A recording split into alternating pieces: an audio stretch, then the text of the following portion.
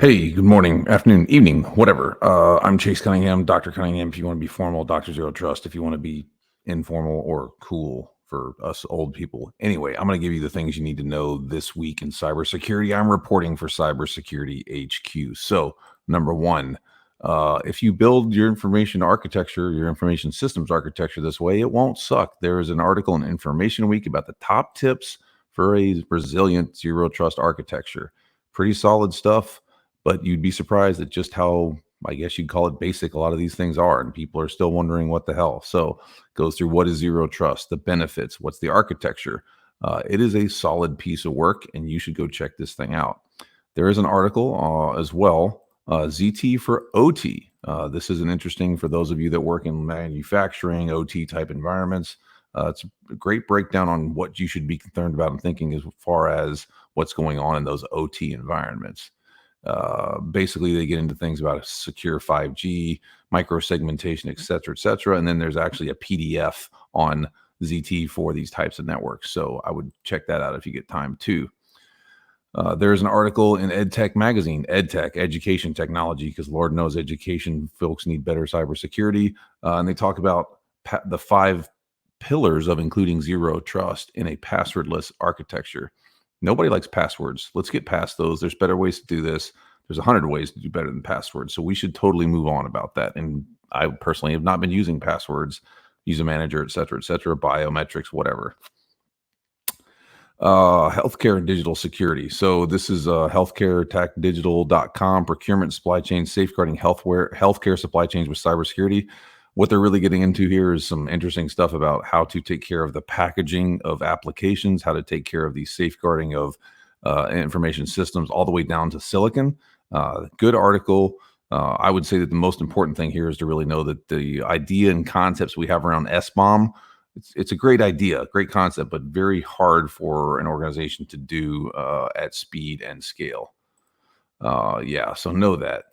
There's an interesting article on the Okta post-mortem reveals weaknesses exploited by hackers. And this is kind of interesting from the perspective of Okta is a big company that puts a lot into their security, but things can go wrong pretty quickly. So here's a quick snippet. During our investigation into suspicious use of an account, Okta Security identified that an employee had signed into their personal Google profile on the Chrome browser of their Okta-managed laptop. The username and password of the service account was saved into their personal Google account.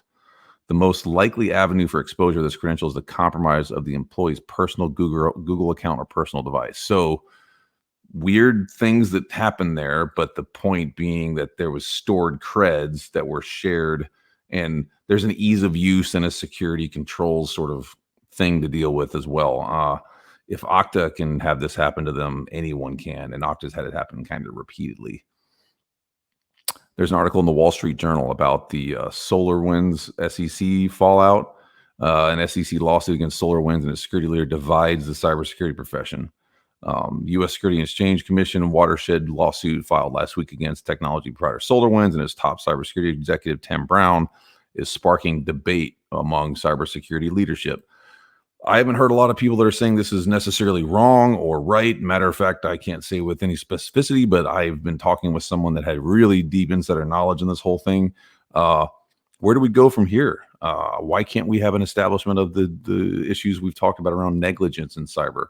And why was the entire C-suite not charged? Those CISO decisions are not made in a vacuum. Important things to ask. Couple more pieces here just quickly because folks got other things to do. There's an article as well about the tracking of malicious operators of using exposed identity and access management keys. And this is from Unit 42, the Palo Alto folks. Unit 42 researchers identified an active campaign, which again, there's always a new name for something, Electra Leak, which performs automated targeting of exposed identity and access management credentials in GitHub. As a result of this, the threat actor can tie to multiple AWS Elastic Compute instances and use that for wide-ranging, long-lasting cryptojacking. So you probably want to go look through this and make sure that this is not applicable to you. Use things like "Have I been pwned?" Go off and look at your GitHub repos. See if people are posting creds or they're hard coded into those applications, whatever. There are technologies and solutions that can do this for you at speed and at scale. Not knowing is not an excuse.